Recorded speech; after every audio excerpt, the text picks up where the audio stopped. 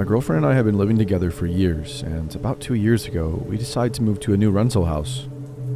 The house is in a nice, quiet suburb on a dead-end street with a huge property, at least 200 acres of farmland at the end of the street. We had met almost all of the locals and gotten along with them. About 3 months after moving in, my girlfriend decided it's time to make a long-term commitment and huge decision without consulting my partner type of thing, and adopted us a 9-month-old dog. This dog was completely untrained. Luckily, we had a big backyard and most of the neighbors had dogs too, so they understood that the training process, examples like barking constantly, was a tough one. Aside from a few of my girlfriend's underwear going missing, which we assumed was the dog, because she likes jumping up and taking clothes from the line, things were great. Anyway, back to the story. I work early mornings, 3:30 to 4:30 a.m. start sometimes. I come home from work one day, a week after adopting her, to find our new untrained dog had escaped our yard and gone walked about. I call my girlfriend and tell her what happened. She just says that she'll be home soon. Meanwhile, I decide to continue walking around and ask the locals if they had seen her, which to my pleasure, they have. Unfortunately for us though, the last they saw of her, she was heading towards the huge farmland at the end of the street. I head down to the end of the road to see if I can find her, but there's a giant fence in the way, and a trespassers will be shot sign out front. So naturally, I fear the worst and I decide not to enter. This is when my girlfriend gets home and meets me at the end of the road. She found out who owns that property and managed to get his number from another neighbor. She calls him and he tells us to meet him out front of his house, which is right next to the property. This place looks completely unkempt. The fence is really rusty and broken down, and the bushes are overgrown and taking over. Before we can reach the door, I look in the window and see something really weird. Mannequins. And mannequins everywhere. All wearing lingerie and covered in some red shit. I assume paint, but you never know. So what the heck? We share a glance at each other, and then he shows up out of nowhere. This middle-aged, sunburnt, full-on Aussie shouts at us that he's seen the dog, and to follow him, and that he'll show us where it is. I really didn't want to follow him, but based on the stories some neighbors had told us, he's completely willing and has on more than one occasion shot and nearly killed other people's dogs, so we follow. It's at this stage he starts small talk with my girlfriend, asking how old she was and how long we had been at the house. All questions about her though. The questions started to get quite personal when luckily our dog shows up, so we grab her and say thanks and then pretty much gap it out of there. After that, we decide to fix up our fences and forget about it. But a few days later, I get up at 2:30 a.m. for work. I proceed to get ready for work, hop in my car and pull out of the carport. Then I notice a white car idling on the road outside of our house. That wouldn't usually be an issue for me, but this is a quiet road and I know after 4 months here, no one is up at this time. I turn on my high beams only to find out that it's the same farmer from the property. As soon as he notices me, he drives off. I call my work and I tell them I won't be coming in today because I'm not going to leave my girlfriend home alone after that. I park my car out front and I stay up all night to make sure he doesn't come back. The same thing happens the next 2 mornings. Same car, same time, same shit. But he always drives off as soon as I hop in my car and turn the lights on. After that, for a couple of days, nothing happens.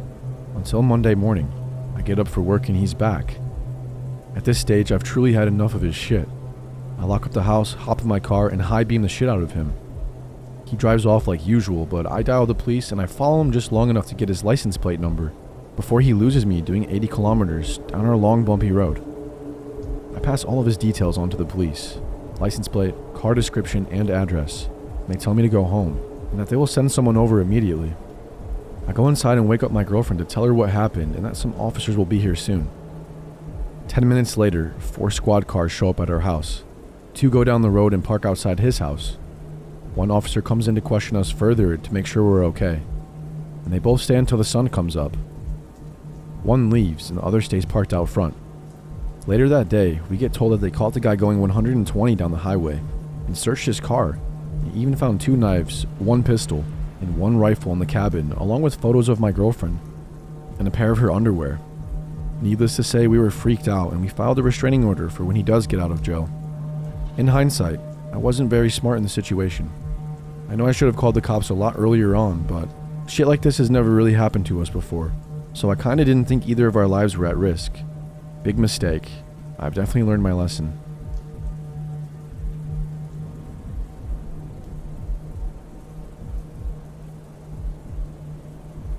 just learned of this story over the weekend when my uncle was in town. He has always been a jokester, and growing up, he'd always be pulling pranks and laughing. I don't think I really ever seen him serious before this moment. He's a huge car fan, and he asked to see my new Infiniti G37 sedan, so I took him out on my grandpa's driveway to show him the car with my dad. We did the usual pop the hood and rev the engine type of stuff, and we all pretended that we knew what we were looking at as we stared into the hood of the car. But my uncle said he wanted to tell us something that happened to him in college that he felt would serve as a good lesson to me. This is the first time I'd ever heard him talk very seriously, with a tone of fear in his voice. He trembled as he first started telling the story and said that he hadn't ever told anyone about this. But seeing me with my new car and the fact that I'm a young guy made him want to bestow knowledge upon me. My uncle went to a rural college. The campus was in the middle of a town of about 10,000 people. Most were college students or worked at the college, but there were some locals. He moved off of campus his junior year and lived about 3 miles outside town in the bar districts. After having quite a few beers with his friends, he decided he better walk home since he had an exam that morning. As he was walking down the country road with cornfields on both sides, a man in a truck pulled up who appeared to be a friendly farmer. He offered to give my uncle a lift to save him the walk. My uncle, though, being drunk and not thinking straight, took him up on his offer. He got in the front seat and they took off. He gave the man directions to the house that he lived in with his college buddies, and then about 5 minutes into the drive, he noticed that the man had gone past the turn that they needed to take. He informed the man that his house was behind them and he needed to turn around. But the older farmer man said that he lived in this town for 50 years, that he knew a shortcut he could teach him. That's when my uncle began to get suspicious. He started asking questions and surveying his situation. The farmer obviously had a final destination as he continued down the road, then eventually pulled into an old driveway with a very old barn that was falling apart. My uncle said that the roof was halfway caved in. My uncle's plan was to bolt the second that the man slowed down. So when the farmer slowed down and parked, he pushed the unlock latch and gave the door a shove. But the lock had been sawed off and only part of it popped up. At this point, he knew he was in for it. The driveway was made of gravel, and there was a very old playground set in front of the yard that was completely rusted and falling apart. There was also a shed in the back of the property behind the barn that he said had lights on, but the rest of the property was dark and only illuminated by the headlights of the truck and the moon. My uncle ended the story then very abruptly with, "Then I fought him off and sprinted home." And then he said, "Let's go back inside." My dad stared at him the rest of the night and he kept to himself. I don't think he wanted to admit it, but something obviously happened at that farm. Never accept rides from anyone.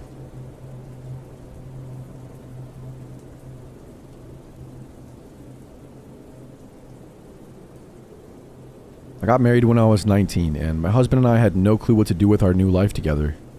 We dropped out of college and our studio apartment was too expensive. We thought it was the ideal time to travel and have adventures before settling down. We came across a post on the internet from a man who was looking for workers on his horse ranch. He would provide all meals and lodging in exchange for labor around the ranch. It looked like just a solution for us. He claimed to be very knowledgeable in trades and would teach us how to build machinery, woodworking, and welding. We actually did learn to weld, which is pretty cool. The pictures were beautiful. The log cabin he built was huge, and he would have a nice big bedroom for us. There were lots of other people in the photos, and in our correspondence with him, he always mentioned other people and referred himself to as we. He advertises on multiple platforms, and everything looks really legit. We booked our flight. There was nobody else there. He was in his 60s but mentally and physically very fit. One of the first things he said to us was, "I never judge people based on their past. Do you believe people can change? I sure do." Seemed harmless enough. He took us grocery shopping and told us to pick whatever we wanted. But we kind of immediately got the vibe that his kindness was forced and that he was being overgenerous. I'm going to get right into listing the weird stuff that we noticed. He built the house himself, and his bedroom had a door to the only upstairs bathroom, which didn't lock from the inside. He would invite us into his room, and on his table was an old video camera with about 30 little tapes strewn about. He would always talk about how much he loved the Japanese, how he specifically marketed toward them, and had a few Japanese ladies stay in the past. He often brought up people who had stayed with him before, and all of them had left suddenly and maybe unexpectedly. But one day, he told us to get in the truck because we were going to the city. We were way out in the country, so it was a long ride, but he was really excited about going. He asked us to walk around and to ask young people to come with us and work on the ranch. but this made us super uncomfortable. We are introverts, and it just felt very odd to approach people and ask them to get in the truck. However, he got upset by our disapproval, so we got out and pretended to look for people to talk to. He went to talk to people on his own as well. As the days went on, his welcoming nature began to give way to a very temperamental and aggressive one. I didn't really find him creepy, but intolerable. I didn't like him at all. He seemed extremely socially inept and said inappropriate things. It was also extremely apparent that he did not view women as equal or anywhere near equal to men. He had military training and was a big, strong man, cunning, always thinking. Now, our parents never wanted us to go. They realized it to be a potentially dangerous situation, but we thought we had done our due diligence. However, we never even thought to Google this guy's name. I get an email from my mom one day, freaking out and telling me to do a Google search, then get on the next plane home. A quick search showed me his arrest record, strangling and sexually assaulting a young woman, followed by headlines reading, "Do not go to this ranch. This man is dangerous." At this point, we were thoroughly creeped out and we booked a flight home. We were then presented with a dilemma of how to tell a potentially dangerous man that we wanted to leave. I forgot to mention that he would tell us daily about how we could live there permanently and start a family. He would fantasize about Christmases with our future children and raising them on the ranch. But we thought it was established that this was a very temporary thing, and we had families back home who missed us. This was the weirdest part for me. I made up a lie about an emergency back home, and when I told him, it was like he could see right through me. I'm convinced that not only he knew I was lying, but he knew I was going to lie about needing to leave before I even opened my mouth. This look came over him that I have never seen on a person before. He was angry, but trying to hide it. He was hiding so many thoughts and emotions that I couldn't tell if I should be frightened or relieved. Before I finished my sentence, he said, "When do you need to go to the airport?" All monotone. I told him right now. And he actually took us and put on his friendliest personality and told us that if we ever wanted to come back, he would buy our tickets. We said we would be in touch. Just recently, I googled his name again and discovered a page and a forum for people who had gone to his ranch. Mostly couples like us with eerily similar experiences. They spoke about how he says not to judge people on their past, the grocery store, the bathroom, and how they heard him listening behind his door during their midnight bathroom trips. And the videotapes, and how they watched them and saw young Japanese girls flexing their arms. Looking through his search history and seeing nothing but Japanese pornography. They spoke about being driven to the city and asked to jump out when thin young ladies walked by and tell them to come back to the ranch. I could go on and on. He is still operational. This forum I found was aimed at gathering stories and preventing future visitors to the ranch. The police do not have enough evidence to convict him of anything. I know I left a lot of creepy details out. I didn't want this to be too long, and I'm not really a great storyteller. I'm unsure whether it would be appropriate to name the man or the ranch, but the blog where all the others have written about their encounters is probably much creepier than my story. We got away with much less weirdness because I don't believe I was his type, so to say, and he may have feared my husband. If anyone is interested, I may be able to give a few hints so it can be found.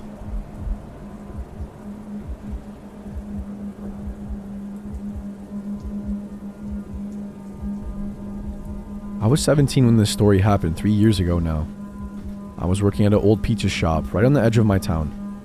For context, the town I was in was an affluent suburban town surrounded by a bypass which loops around the town. Around my town is some farmland and some main roads where all of the blue-collar workers moved to after the town was established, maybe 10 to 15 years back. This pizza shop was around for 20 years and was very catered to these same blue-collar workers.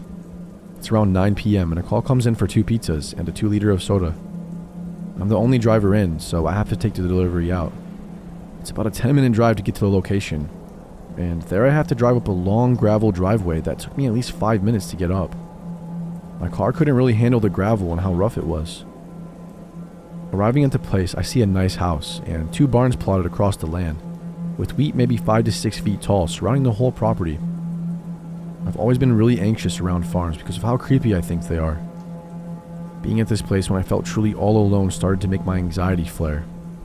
I decided to call the number on the order because I have no idea where this guy wants me to go and drop off his food. Finally, after about 5 minutes of absolute silence, the man picks up.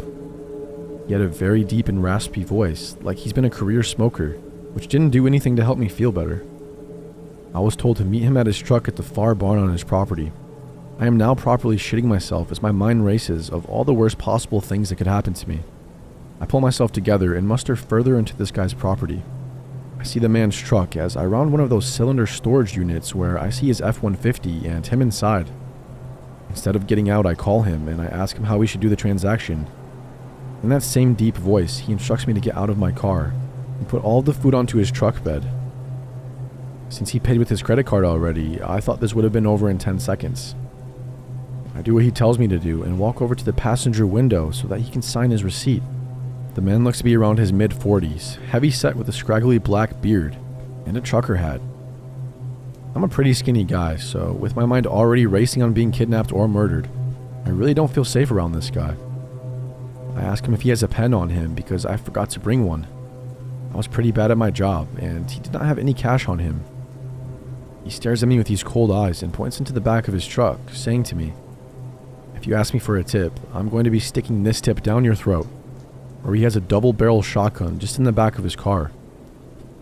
I'm frozen in fear as I'm registering that this man had just threatened to kill me. Not only that, but this is the second time that this has happened this shift. Yeah, I kid you not. The first time was because I messed up the address for a house, and a man in his 60s wearing a cowboy hat and a WWE belt comes outside, says that he has a right to shoot trespassers, when I was just trying to see if I was at the right house. The only thing I can muster out is okay, and I get back into my car, and I get the hell out of that farm. I was going so fast on that road that I screwed up my car from bouncing around on that gravel path. I go 80 all the way back to the pizza parlor where I tell my coworkers what happened. None of my coworkers took me very seriously though, and just thought I was playing this up for a joke. I go home and I forget about it pretty quickly. But a year later, I'm working the lunch shift and the same man calls in and orders a pizza. Now at this point, I'm refusing to take his order. But this was during COVID, and the place was on its last legs already, so management forced me into going anyways. It was only 1 to 2 p.m. on a Sunday, so at least my fear of the dark would be covered. I get there, and the man is waiting for me at his actual house. He recognized me, and out of all the things, he started apologizing to me for what he said last time. He was excusing it, and saying that he just started going through a divorce, and was struggling with his emotions. I just wanted the whole thing to be over with, and he gave me $60 for what happened. But still, to the man on the farm, I hope we never meet again.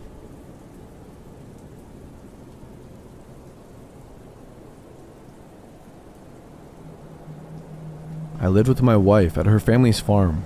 That was until I discovered a dark family secret. Hello, I need you to listen to what I have to say.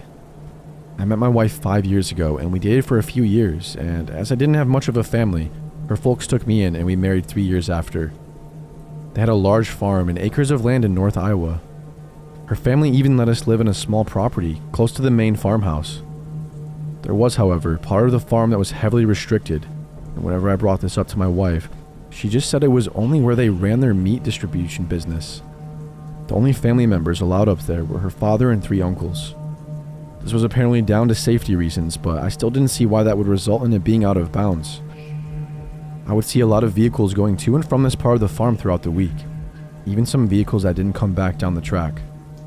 The area was at least a mile away from the main farmyard. Around 3 weeks ago, I decided I would drive up there and make an excuse to get access. This was the turning point where everything I had been told before just didn't add up. As I neared the gate, a large, rough-looking bearded man stepped out of a shed next to the opening, with a 12-gauge shotgun in hand. I had never seen him before, but he knew me. He said I shouldn't be here and that I need to go back to the farm. I stated that I needed to speak to my father-in-law urgently about a cultivator issue. He then abruptly said I will let him know and I was to leave now.